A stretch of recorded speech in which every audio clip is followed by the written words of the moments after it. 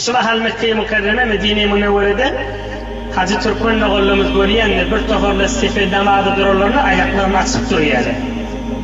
Onların aydeyin gibi yardımda var da Fıkhı Hanefi'de ne acırışın hukmu deyip bilmeyen deyip beytip durmuyor. Onlar ne deyip ayaklarını açıp birbirine yapışıp duruyorlar. Ama bir doğrucu duruyor. Nebi-i Ekrem Aleyhisselatü Vesselam aydıptır. Ey ummatum deyiptir. Sefiniz yapışık dursun birbirine deyiptir. Russu sufufakum ve qaribu beyneha. Sefti dilden durun, iki sefin arasında yakın olsun. Hemen bir sef şurada dursa, bir sef 10 metre iyice olmasın. Pıtram durmasın. Ve hadu bilana. Boyunlar, gelişler dem olsun.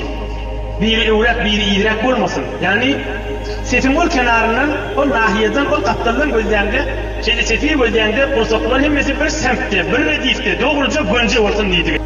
Peygamberimiz Aleyhisselatü Vesselam sahabaları, şagirdleri sef tutandan sonra kay vakta sol sefin kenarına geçip ödeyenmiş. Hayır sen kursan buraya iyiden rakçık diyenmiş. Sen buraya evrak diyenmiş. Kursaklar o girişler redif tutsun diyenmiş. ويسوي بين صدور القوم ومناكبهم. Kursakları o girişleri o diyadi deyiptir. Asıl şeriatta, tamam mezahipte mağmurluğum yok. Asıl din olmalıda şu katlardan gözlendi, şu biri ev biri il olmalıda, doğrucu durmalı. Yine şeriatın aydiyen vardır. Ama o iki tane bir adam şartı du, ayağını uzatıya, o ayağını deyip dursun deyip. Bir de katlardan sol ayağını uzatıya, o ayağını deyip dursun deyip. Sahabeler bana ediyenmiştikler Hasan, namaz başlayacak vaktinde. Bir ayaklarını birbirine devirip, o hem sefe doğru yenmiştikler.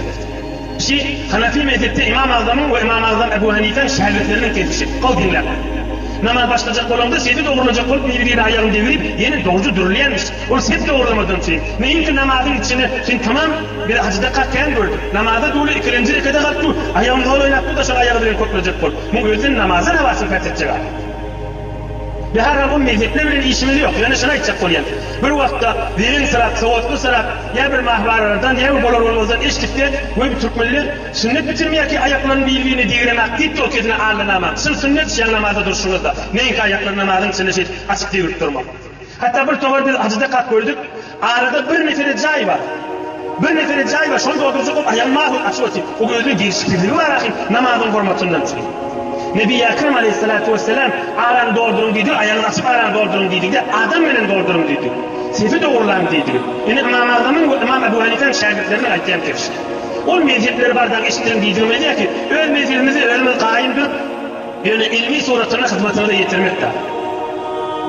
Bir vakti ayıstalar ondan hemen hadislerde var, Peygamberimizin sahabelerine birbirine ayaklarını deviryenmiştik deydi. O tekbir aydı, tukabır ayaklarını deviryenmiştik, sep doğru olur ya. Yine elhamdülillah sep tutulup, ya naklar çekilip, ya katkeşi şöyle oldu. Fakat aranı boş koymalılar.